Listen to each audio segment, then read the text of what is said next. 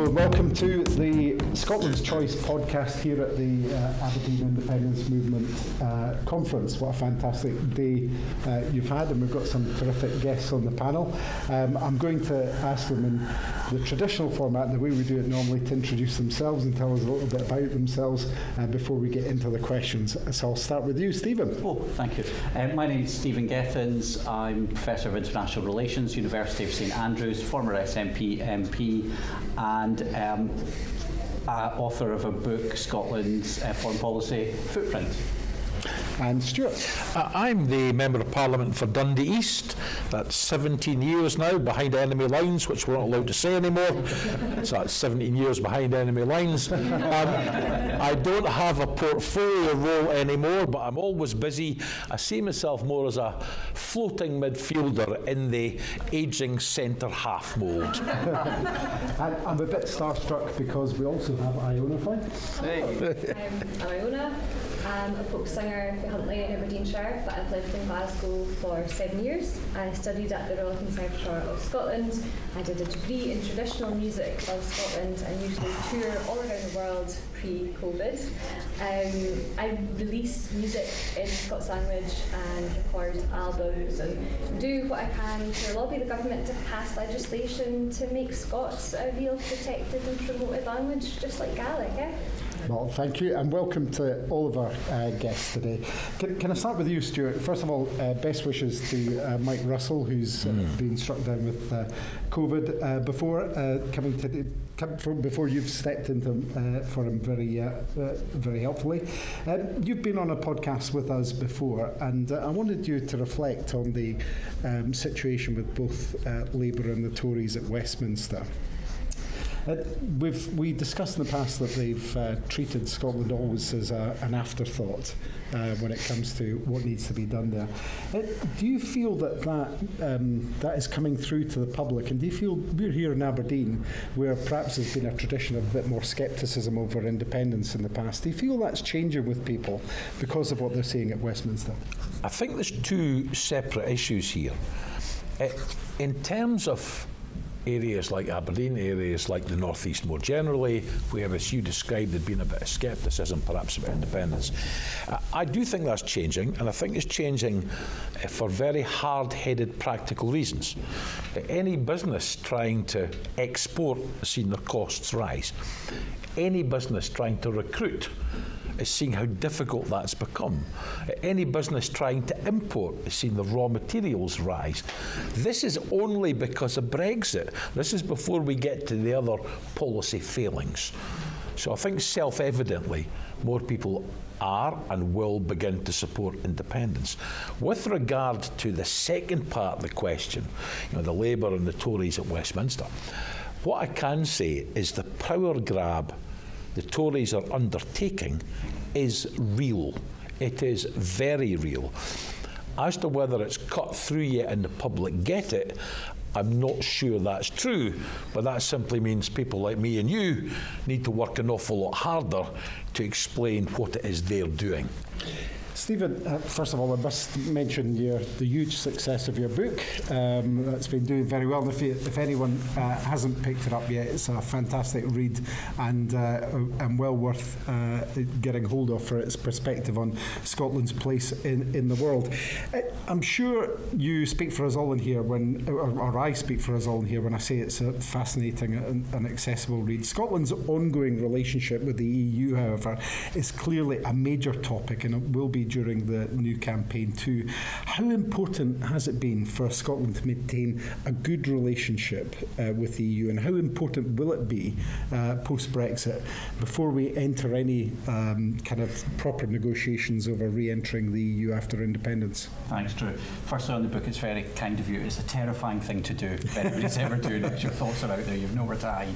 But there is a second edition coming out next month, so you could hold on. There's a second edition coming out. Thanks to everybody who's engaged in that. That was all about... Remind us the title. I think everybody should know. Nation to Nation, Scotland's place in the world. And it's really doing what we're doing now. It's about opening up a discussion. So feel free to read it and think I'm talking nonsense, but engage with the arguments about our place in the world. And actually, this goes to the heart of the independence debate. We saw obviously in the aftermath of 2014, we saw a bump in terms of support for independence in 2016 with the vote of the UK to leave the EU, and of course Scotland voting to remain. Interestingly, given what Stuart's just said, an awful lot of that polling evidence didn't come in till a couple of years later, actually, because people wanted to wait and see, they wanted to consider some of the arguments, and I think there's a lesson in that post-2016 period for the independence movement as a whole, not just the SNP, incidentally, although I happen to be a member. So that's what people are deciding on. People want Scotland to be an independent member state of the EU. That is the view of those who believe in independence. So let's give them that certainty. The quickest country to join the EU after application was Finland. It did it in about 2 years and 9 months. But it didn't do that from a standing start. So if Scotland's going to vote for independence, you do not start the day after the independence vote when you wake up. The work starts now. Now there are some challenges for the Scottish Government. I was in Brussels this week. Are we sufficiently staffed up in Brussels if we have an aspiration to be a member of the European Union within the next 5 years? Are our laws aligned? Have we done an institutional audit? And also, what do people in the member states who will, after all, be making the decision about Scottish accession think about us? Now, I know a lot of hard work has been ongoing from yourselves and others, but there's a lot of work to be done, and that work does not have to wait for any independence referendum. Thank you. Iona, your first time on Scotland's Choice, so welcome and thanks for coming on. I'm sure the audience in here today and those who are listening to this podcast will be familiar with your passionate advocacy of the Scots language and the culture that brings. Do you think you could try and outline why things like culture, music, language, etc., things we might refer to as the kind of heart as opposed to the head matters in this debate? Well, I do think it's actually a lot to do with the head. I mean, just last week I was in Kansas City over in Missouri, and I was at a folk music conference, a huge one, where there was delegates from all over the world. And there was a trade fair, much like the trade fair that we have today. And I get in there, and there was a man from the Nordic Folk Alliance wearing a Ukrainian pin badge and a Scottish pin badge. And I asked him, oh, why? You know, nothing's really happening right now. And he was like, oh, but it is. And I support and I have solidarity with the Scottish people. And I thought, wow, you know, we're over in Kansas City and we're strengthening our European relationships. And I just thought it was amazing. And being a singer and a singer of Scottish folk songs, as well as writing my own songs, which are kind of more protesty, it is a conduit of soft power. And I think that on the global stage, that's incredibly important in getting our message across. You'd be surprised at the amount of countries that I've toured to, they have no clue what's going on. Not because of ignorance, but because of the press and the media that they experience there. They don't understand the nuances that in Scotland we don't have control over our immigration, but in Scotland we do have control over our healthcare, and we have prescriptions, and we have free tuition, and we decide to use resources in ways that we see suit, and people just don't understand the difference. You know, I was called, you know, it's not ignorance, of course, they're being sweet, but half the time over in Kansas City I was being called Irish or Northern Irish or British or whatever, and just explaining, no, I'm Scottish. It was like over and over and over. So being able to solidify our national identity through culture is really important. But it's really interesting. You were talking about things like, you know, the free tuition, etc. There, we're recording this podcast at the Progress to Yes conference at the for AIM. Nicola Sturgeon has just this week become the longest-serving First Minister of Scotland, and during her tenure in office, we've seen progressive policies come through like the baby box, welfare reform, including at a critical time things like the Scottish child payment when people have really needed that help, setting ambitious targets on climate change, indeed setting legal targets on that, and the list goes on. This is a kind of stark contrast to what we see at UK government level. Does this speak to the kind of country an independent Scotland could become, and how significant is it at the moment that accolade's held by a woman? Yeah, well, first of all, I tweeted about this last week, and it had a lot of responses, a lot of negative responses, comparing Nicola Sturgeon to Margaret Thatcher or Theresa May. And the difference between Nicola Sturgeon and Jacinda Ardern and Margaret Thatcher is that Nicola Sturgeon wants to lift up and empower the voices of other women, whereas Theresa May wouldn't have a woman in her cabinet because she said that women were too emotional. So you have have one woman who wants to amplify, voices of other women like Rosa Saleh, a marginalised voice, and she's been lifted up and now holds office. That's amazing, and I think that she's a real testament to our country.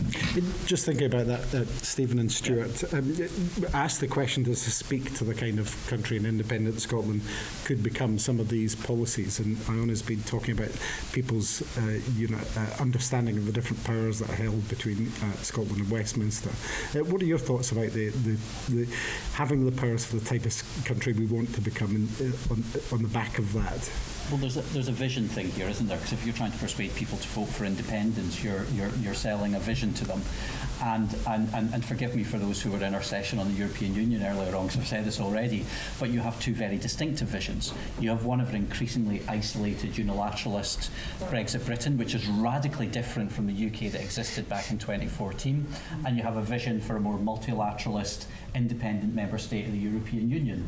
In many ways, our vision may have been more radical in 2014, but is now in the European mainstream in 2022. And this is bigger than any one party, which is why actually it's really good being here with Iona, who I think has been a fantastic advocate for independence, because that's something that is part of, it's about building a better nation that does not rely on one party, and much as I respect Nicola Sturgeon, it does not rely on one person either. So, and I think that the way we conduct that and the way we discuss that is really important. Iona's talking about being out there discussing this with people. People don't know what independent Scotland means. They don't wake up in the morning thinking about it, but we have a job of telling them the kind of vision of the country that we have and why that would be positive for them and the rest of the international community. Now, Stewart, you're here on behalf of Mike today, and we would probably want to put the question to him. I think people in this room and listening would want to put the question, is that question of what, the notion of what Scotland could become, going to be at the front and centre of messaging for the Scottish independence referendum? What are your thoughts on that matter? I think it has to be. I think the positive case is absolutely paramount. We've got to, I'll be blunt, we've got to sell something attractive. But at the same time, we've got to point to the things that we can't do, and we've got to point to the things which are being done to us and to Scotland, not in our name, because they're two sides of the same coin. So let me give an example. We want Scotland to have the greenest, cleanest, most environmentally friendly and sustainable food supply in the world. Eminently sensible thing to say. The UK government last week were talking about GM crops, where UK regulation, that's to say currently English regulation, would apply across the whole of the UK. That is A, a power grab, and B, undermines the legitimate aspirations of the Scottish Government and the Scottish people. These two things are incompatible. I think you need to do both. You need to sell the positive case because it's a good, strong case. You've also got to point out the bad things which are currently being done to us because we're not independent. Well, coming to Iona and Stephen, there were many folk who voted no in the referendum in 2014 that were persuaded in the final months by arguments that we all know too well. There's issues around the likes of pension, currency and borders. Do you think people are wise to those scare tactics that have been used in the past and continue to be used now? Has the debate shifted at all from 2014, do you think? Yeah, after 2016's EU referendum, the goalposts have changed completely, and the only democratic thing to do is to have another referendum on Scottish independence. I mean, a week before, I was 16 years old then, I was in high school in Huntly, and you'd go around the school and there was kids fechting with one another because they were they were engaged, which was really exciting to grow up in a generation of kids that were really, really engaged. But you could tell by some of the no-voting kids that they were spouting exactly what their mothers and fathers were keen to them. There were often farmers as well who were very, no, and I understand. But they've also been hung up to dry by the UK government too. So the goalposts have switched and changed so much, a week before the referendum there was no oil, then there is oil, and then years later we're talking about sustainability and there's the Acorn project which ended up not getting funded. Exactly so, yeah. Each time we've been strung out and hung out to dry, and I think that we really, really need to take control of what we can take control of. And what are your thoughts about the changing argument? So we're amongst friends, so let me say this. And I think Iona made a really good point about the dynamic that was there with many people actually switching on to the arguments around independence for possibly the first time. Some of them might even be in this room, and they're certainly part of this movement now, and that was really good. But it means that the job, and actually all the awful things happen at Westminster, and Stuart's talked about that, and we see that in the hard work that Stuart and colleagues are undertaking.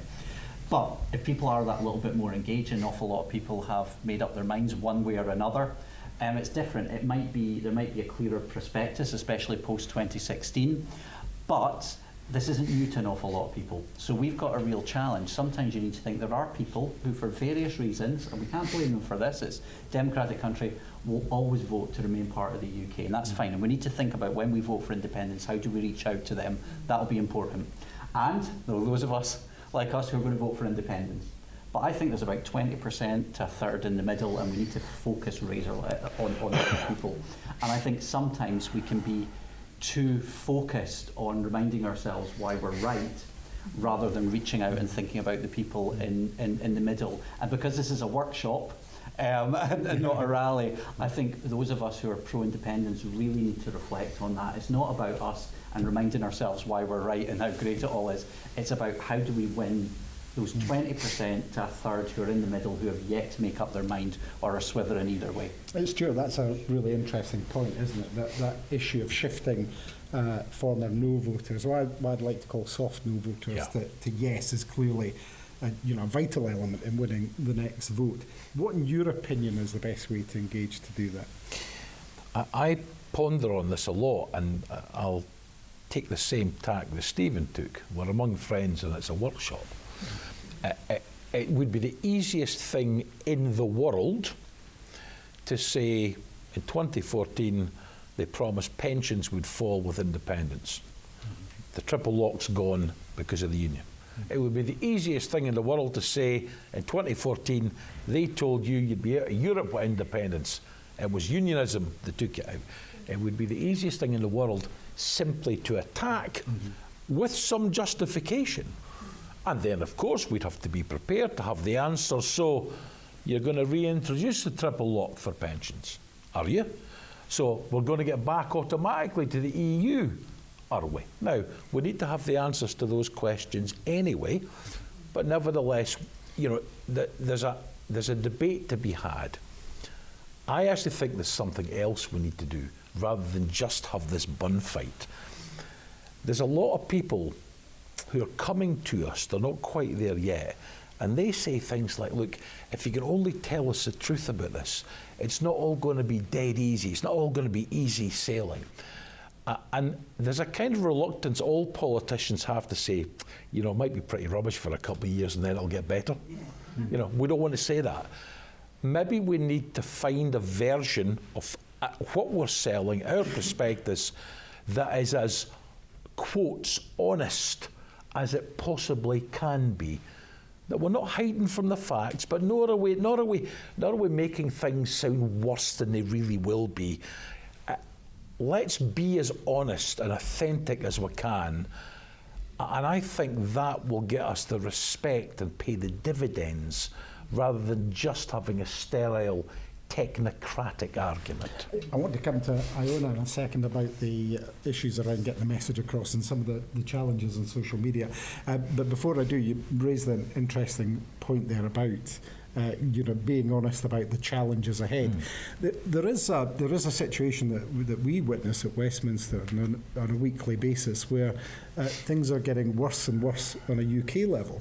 And do you think there's any strength in the argument that whilst there will be challenges for an independent Scotland, actually the biggest danger is staying within the current UK and the way it's set up? I think there's absolutely no doubt that staying in this reduced, shrivelled, rather nasty state is not a healthy place for Scotland, or indeed most of the people of England, to be honest, to be. But in a sense, they've chosen this Brexit. They've chosen the route they're going down. We haven't. So I think there's always a case for saying, here is the consequences of constitutional and government action, by which I mean Brexit and the Tory government. And of course, it's self-evidently going to be better for Scotland in terms of our aspirations not to be part of that. So, Iona, you're very active on social media just now. I've been following your tweets and thoughts for some time. It's a bit of a difficulty getting a positive message across sometimes on social media. What are your thoughts about how that should be used, and can you just reflect on perhaps some of the difficulties you might anticipate are going to come as we try and get the message out towards the next referendum?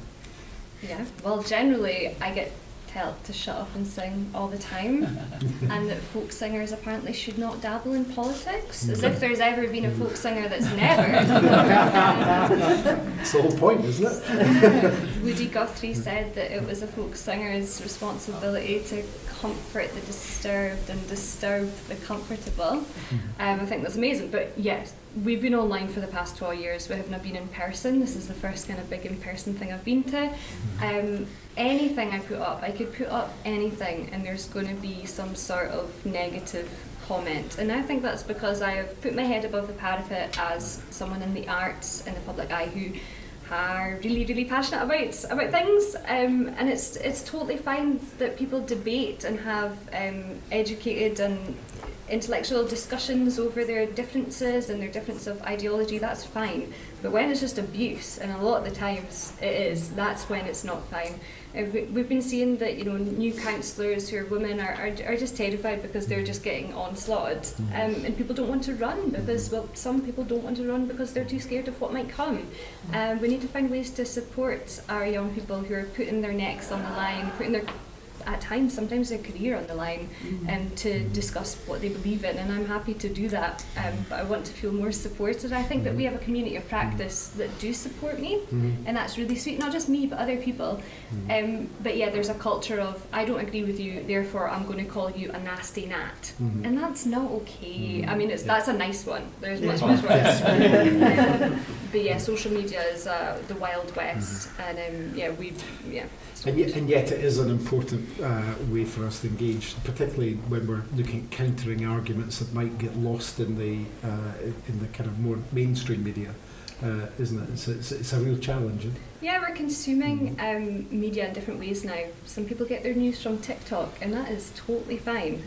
But if we have, ambassadors, cultural ambassadors, people that are sharing the news, sharing their opinions of it, putting in their tuppence worth on alternative media, whether that be Discord, Reddit, Twitch, TikTok, I think that that's quite refreshing. It's going to engage younger people. But yeah, you are open up to scrutiny and criticism and downright abuse. Stewart and Stephen, what are your thoughts in terms of how we get the positive messages about independence across for the campaign, and the different channels that we can use to do that? I think you've got to use every channel. I think the problem is, and this goes back to the last answer about authenticity. If you're going to use TikTok, or if you're going to put someone up on Instagram, you've got to know how that medium works. You've got to know who the audience is. Otherwise, you end up looking like an aged politician with a hat on backwards to quotes "get down with the kids," and that looks quite preposterous. In real life, it looks preposterous. It's got to be said that Stuart's never done that. So. Online, it looks preposterous. So, the answer to the question is all of the channels, all of the medias. The one thing I would say in terms of the independence campaign, and particularly the SNP component of that, because we were early adopters of lots of this technology, our organic reach to real people is phenomenal. Absolutely phenomenal. But we need to keep running to stay ahead. And we can't take our eye off the ball of the traditional media, because for some people that remains important. However, difficult that might be on occasions. But it also depends on demographic. Like on Facebook, you tend to got a much older demographic that will probably go out to vote anyway, whereas our younger people are inhabiting different spaces, and that tends to be the more obscure of social networks.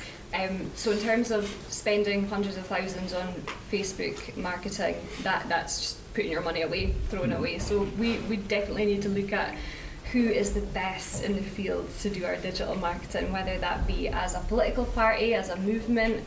We need the best on board, because there's tricks there.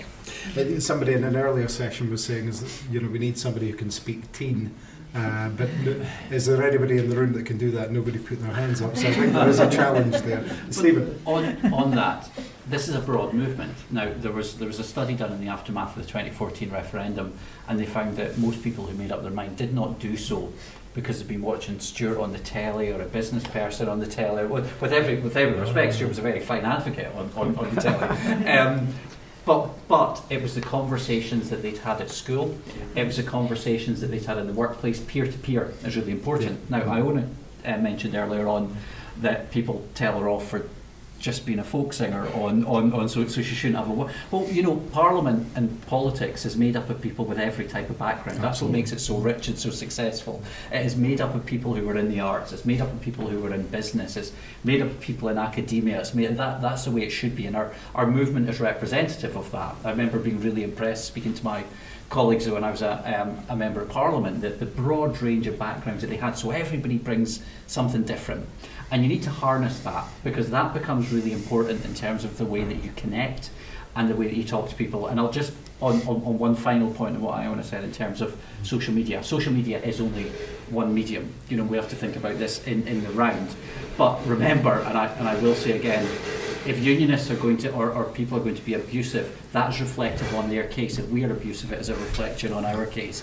And I think that's critical. People will get frustrated, people will get upset, but every single person who believes in the independence movement is an advocate. I lost count of the number of times you're making a point in a debate who says, somebody on social media said this and they are a supporter of independence, so you lot are really very unpleasant. And you're like, no, that's one unpleasant person.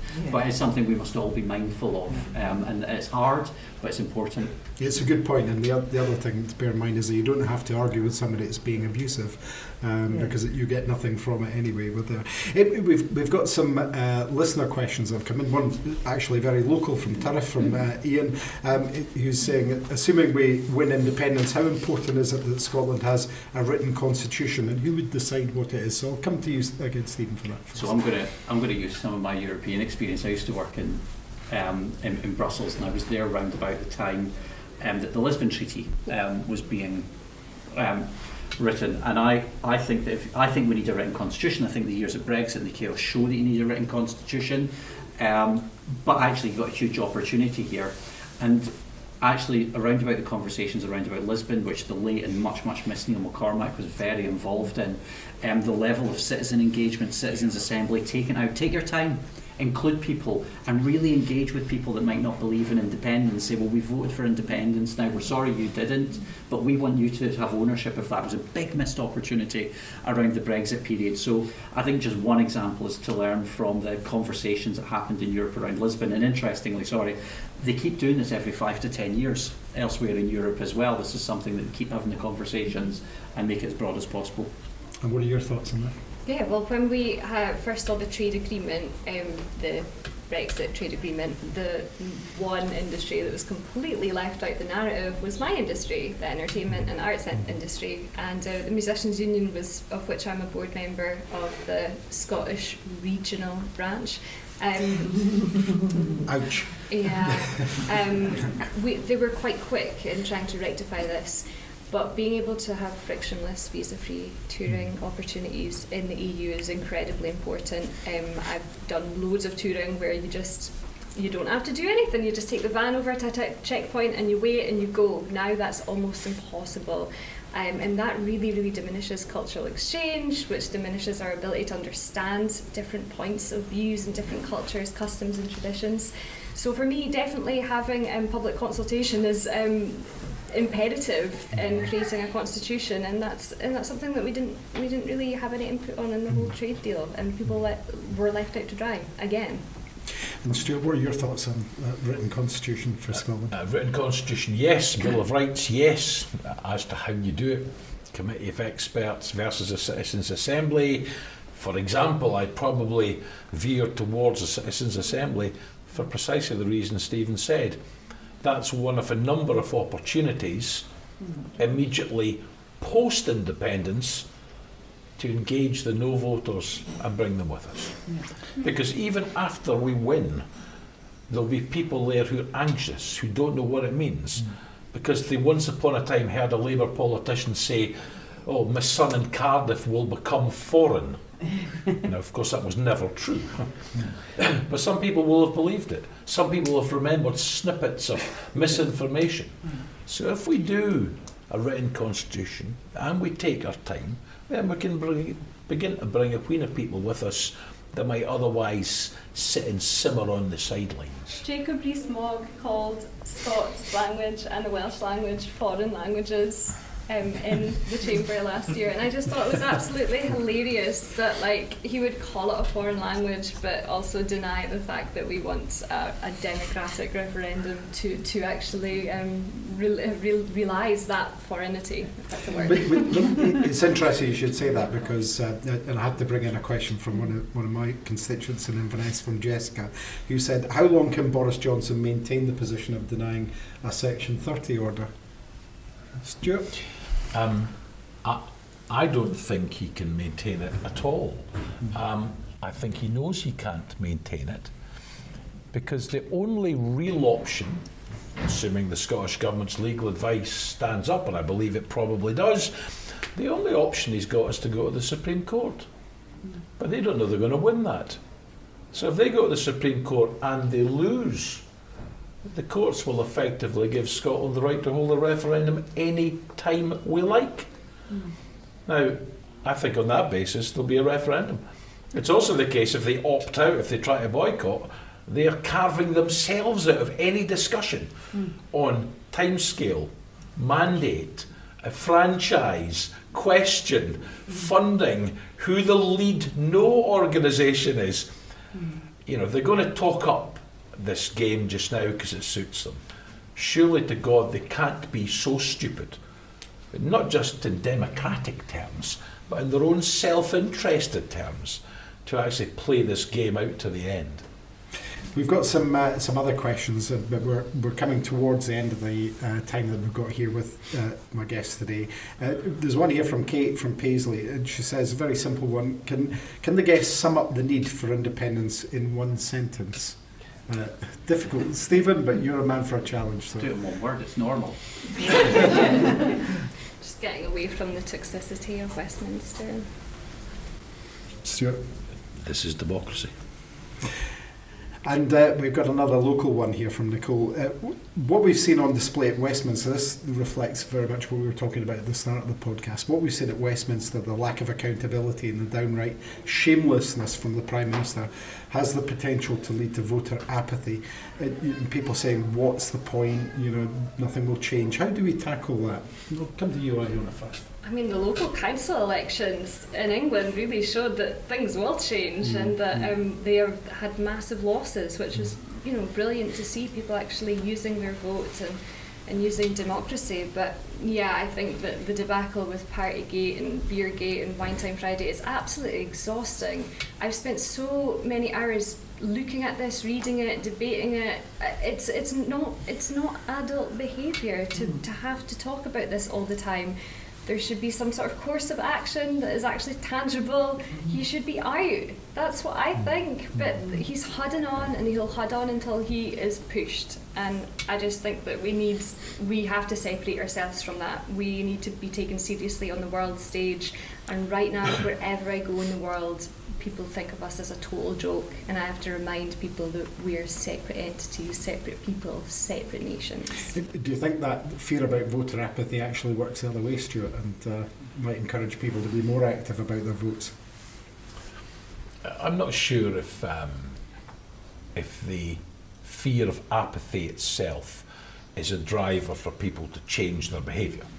I think what people understand, the consequences of no change might be is a far stronger driver.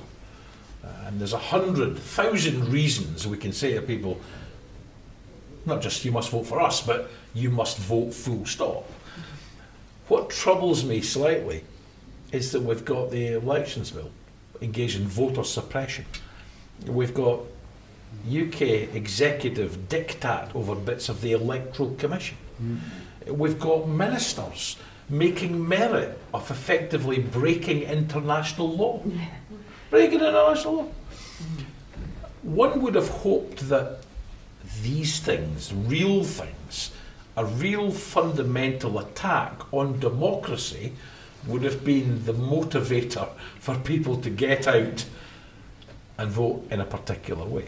So let's hope that yet happens. But again, maybe all of us, the politicians and everyone else, has a job to do to explain the risks we face. So the Yes movement is a big movement. The SNP is part of that, is a big party nowadays. I can remember, but there's one thing that hasn't changed, and I can remember this when I joined the party. Started doing something actually with Stewart a long time ago that doesn't change if you're trying to tackle apathy. There's lots of fancy stuff you can do in ways of engaging. You cannot be getting out chapping doors and speaking to folk. And I know that's not for everybody and not everybody does it, but you know, that face-to-face, it does two things. One, and most importantly, it helps engage. So when people are sick of what they're seeing at Westminster things, and they feel pretty hopeless, and I can understand that, you can chat to them face-to-face. But it does another thing. And it's one thing when I was an MP I found it really helpful, and I'm sure Drew and Stuart will concur with this, which is it brings you back down to earth with what's important and what really matters to people. So there's a lot of stuff that you can do, but when it comes to apathy, chapping doors, rolling up, having conversations with folk, so you're not just in your bubble. It paints a picture as well as continuing to build up support as well. So the rule that applied 25 years ago still applies now. Chapping doors counts. Well, our last listener's question we've got time from is from Rona, who's in St Andrews. So I'll stay with you, Stephen, for this. Would Scottish independence be good for other UK countries? How would England, for example, fare? It's a really good question. I think I know who this came from, but anyway, it's a really good question. And again, apologies to those who were in the European session earlier on. I think we need to enter into independence in the spirit of generosity. What do I mean by that? England and Wales are nearest neighbours. We've got a lot of friends and family. I've got a lot of family there. Are going to get poorer, less well off. I think that Scottish independence could be a reset to help them rethink their place in the world and actually reset our relationship with our friends and colleagues in these islands. During the Brexit process, I was very closely involved, and I used to go to Dublin and engage with Irish politicians. They spent hundreds of millions of pounds on something that wasn't their fault, trying to bail out a country with whom they'd had a difficult relationship. But you know what? The Irish know that these are close friends and allies, and what happens in England has a deep impact on them, and they have a much better relationship with their near neighbours. And it doesn't just matter for us. Our European friends are looking at how we engage with our near neighbours because they want to rebuild that relationship as well. So let's talk about being a bridge to England and Wales, and let's talk about entering in with a spirit of generosity and not looking backwards but looking forwards about the kind of relationship we can build in the future. Iona? That is a really nice sentiment that you've got there. Truthfully, I haven't really thought about it, to be honest. What happens to what we leave behind in the dust? It wasn't really on my mind. When I had the right to tour in 27 member states of the EU taken away from me, I didn't go, oh, but if we join the EU, then I'll have to get a work visa to tour in England or Wales or Northern Ireland. That's nothing. It just, maybe it's from a selfish perspective, but I thought to myself, I'd rather tour in Europe. It's a bigger market. It's, I'm coming at it from business. I'm sure that loads of people come at it from business. But yeah, having that sort of, I feel like I was in Denmark last year for a tour, and we had shared language, shared customs, shared traditions. I thought, this is where I want to be at. This is where I want to share my bridges and my culture with, and whatever I'm leaving behind in order to get that, I'm happy. This is a very individualistic approach, and I understand it's very selfish, but we're here to debate, aren't we? And you feel that 27 borders have been thrown up? Yeah. Stuart, what are your thoughts on independence and the impact on the rest of the UK, in particular England? Yeah, that last point you made is actually the key one. With independence, we will lose 27 borders and possibly have one in part. England will have exactly the same border with 28 countries as it has with 27. That's the practical way of looking at it, but this is a much deeper question. Independence for us is simply democracy. We become this sovereign nation taking our normal place in the world. I think Stephen's stuff has a lot of merit, that we must reach out and do it properly and kindly and sincerely, because there will be some people in England who are devastated. It's the end of empire. It's the closest bit they were able to control, notwithstanding how it happened and all the rest of it. And in the same way that we are conscious now, we need to take Scottish Unionists with us on the journey through independence. We may also have that burden of taking bits of England on the journey with us. But let me say in all sincerity, I've never thought they're too small, too poor or too stupid to be independent, and I wish them very well. Very good. Well, we have almost come to the end of our podcast, our live podcast here at AIM in Aberdeen. So let me ask this final question. Stewart and Stephen, you've both been on the podcast before and you've had this question, but I'm going to ask you again today. Iona, this is a new one for you. If you could implement one new policy or change an existing one, which we cannot currently do under the constitutional setup we have, after independence, what would it be? Oh, no points-based system. None of that. We welcome any new Scot ever. Bloody maths.